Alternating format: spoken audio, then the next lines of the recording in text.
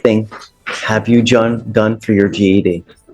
And what I did for it? What have you done? Right off the bat, the judge is questioning her progress. Notice how he's not just curious.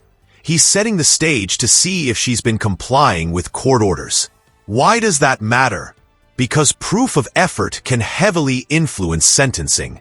I went to a class and then I tried to go yesterday. They canceled it and he also... You went the day before court.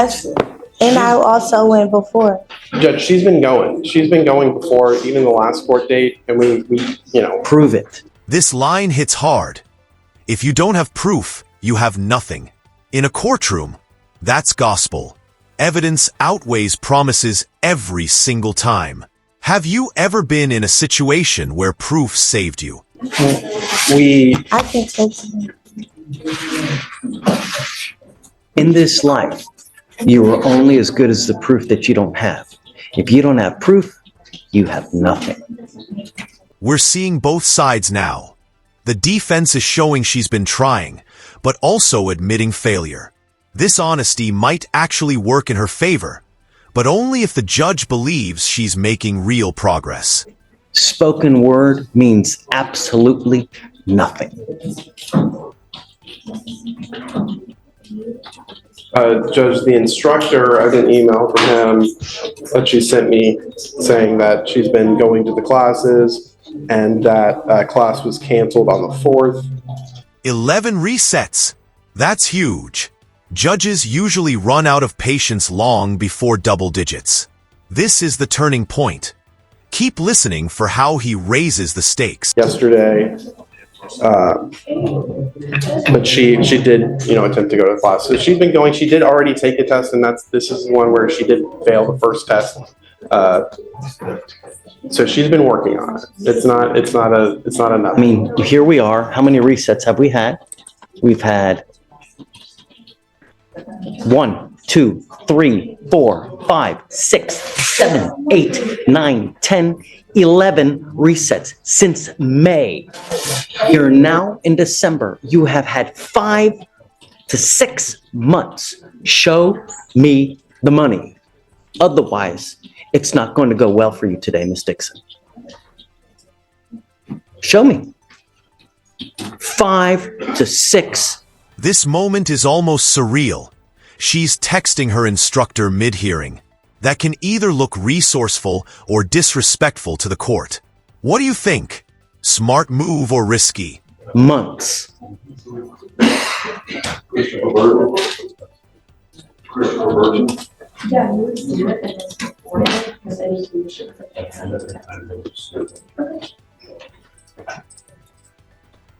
And Judge, this was a case where she was paying for the classes, and then she had to then enroll into the free program, which she's been doing for the last little bit.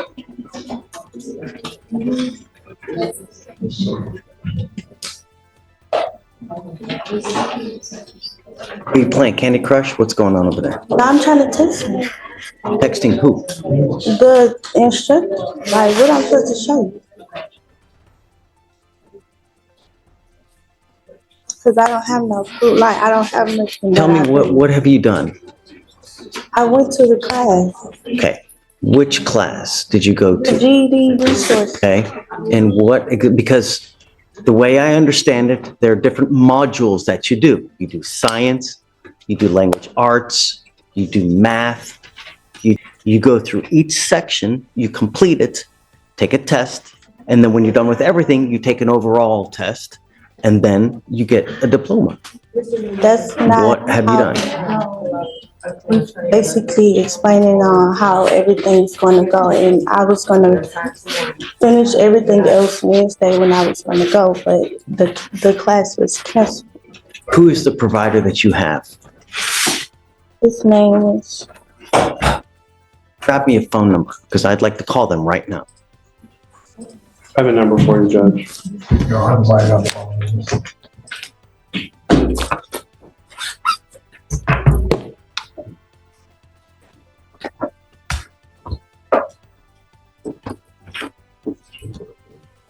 put this on.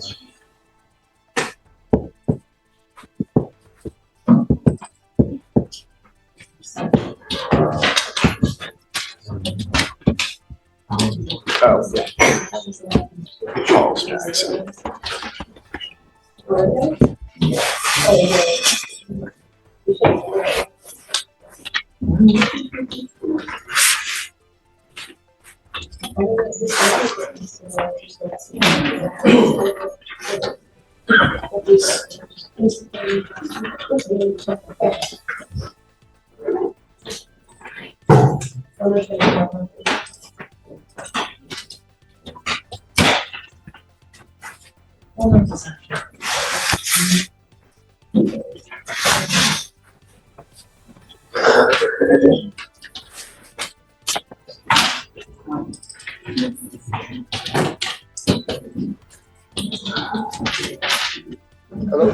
Mr. Jackson?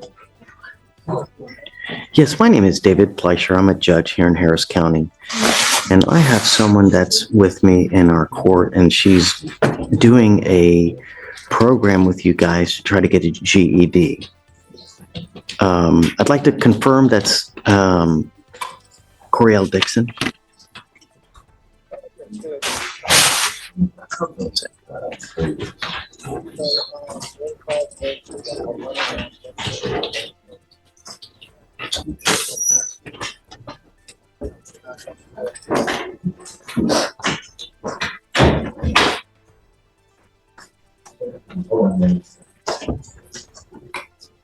So Wednesday and Thursday, and then did you say every other Saturday? Okay. And then, so how does it work as far as getting the diploma? Do you do different classes as far as science, math, and how do you at the end get it?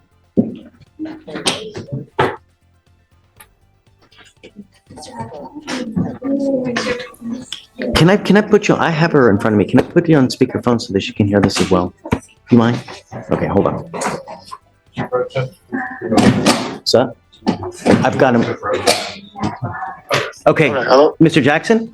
Order in the court, please. Okay, tell me, how goes it?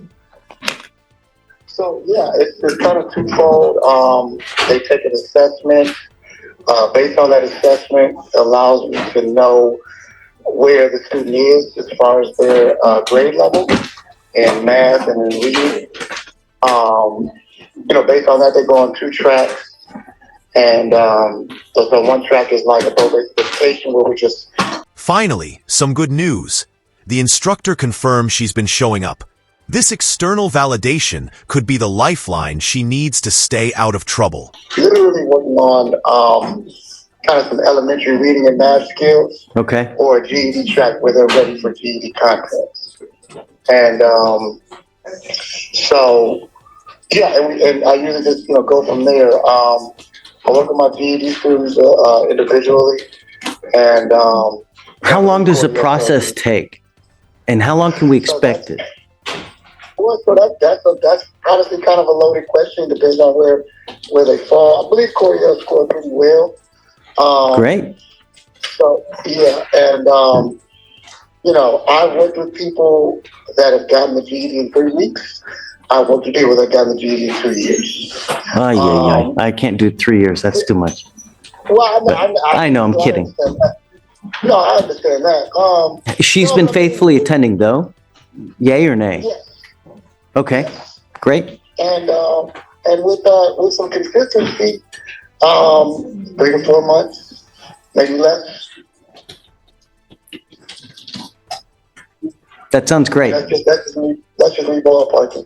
I'd like to stick with it because I think at the end of the game, our goal here is that she ends with that diploma. And I think that would be a win for everybody. I'm calling you. I want to make sure that everything's going well, that she's attending, faithfully attending and doing well. And it sounds like you're saying that this is what's been happening. Yes. Great. Okay, so I'm just going to continue everything. Just continue to go, Miss Dixon. I mean, you got, like what he's saying, if you continue at it 2 to 3 months, you'll end up with your diploma. Okay. All right. Thank you so much, Mr. Jackson. I really appreciate your help. You've been great. No problem, Judge. You take Okay. care. You too. Thank you, sir. Bye. Great. Good job. Just keep at it. Okay, so let's set it 30 days. I want to ride this through. You're so close to being through. All you got to do is see it to the end, and then everything great will happen for you here as well, okay? All right. Good job. All right. Good morning, sir. Thank you for seeing me, Judge. Of course. Coming before you, I don't really know what I'm doing. I just know that I came before you and I was from out of state. You tried to help me and I was kind of telling you that it was going to be dismissed anyway. I was here 9 days. They shipped me to Arkansas for 30 minutes. It was all done, set to be dismissed on the 9th. However, the police that stopped me had my car towed and put a card in my property. And so my car was sitting there the whole time. And so I had to find my way back to Houston. Since I've been having Uber back and forth to try to, and I couldn't get my car. It was $540, now it's $1,400. They said, look, you got 4 days, sir, and we're gonna auction off your car. But then they said, if the judge you went before, if he gives you an order, we will release your car, zero balance. Again, Judge, I can't give you an order to give you your car back. That would be me, in essence, ordering a company that does business to lose money to give you your car back because you don't want to pay to get the car back. I don't want them to lose money. The thing is, my car was towed erroneously. I was at home. That's why I want to show you the police report. I was at You need to home. file a complaint with the police, internal affairs. If you're telling me that something was done illegally, immorally, or whatnot, you need to file paperwork with that appropriate agency. But I cannot order a private company to return something to you. I don't have that kind of jurisdiction. What do they mean if you get a judge's order and we release it? Maybe a civil judge's order. I'm a criminal court judge. The only time I can ever order any kind of property returned would be if it's confiscated by the state and they're holding it. So let's say you get arrested, you get pulled over, and you have a gun on you, right? They take your gun and they put it in the HPD property room, right? In that respect, under certain circumstances, I may be able to order them to return it because it's in the care. Now the judge is drawing a hard legal boundary. This isn't state property, it's private. Translation: he literally doesn't have jurisdiction to order it returned. This is a crucial lesson about the limits of a criminal court judge's power. Custody and control of the state via HPD. Here, your car was towed by a private company and they're holding it, and it sucks. I get it that the bill has ballooned as much as it has. If you ever have a problem, you can always file a complaint with the bail bond, not the bail bond board, but there is a actual board for, there's a towing board too, isn't there? I'm looking at it, yes. It's a towing regulation. There's a request for a hearing, but I'm reading that it's got to be before the 14th day after the vehicle was removed, is that you have to submit a tow request. The forms are all here. It's 50. And maybe the fact that you're in custody may toll. I don't know. But I'm not versed on that kind of, and I'm not, number one, number two, I'm not allowed to even give legal advice, but I don't know. But I can't order them to give you your car back. You know, that would literally be me telling them, hey man, you know, just forget about all the money that you've made by holding the car. Just give the man his property back. I can't do that. I don't have the jurisdiction.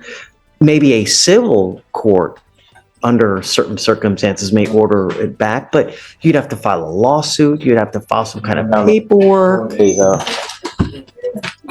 I'm gonna pray for a miracle. What I would do, perhaps, can you get on a payment plan with them and say, hey, look. Try that. They zero tolerance. I mean, honestly, I And I have to understand, because imagine how many times they've probably gotten yanked, who knows? you know?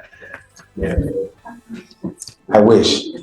But theoretically, even if I were to give you a court order now, my guess would they would hire a lawyer, file a motion to quash my order, saying that, hey, he doesn't have the proper jurisdiction to do this, right? And then they may come after you for attorney's fees.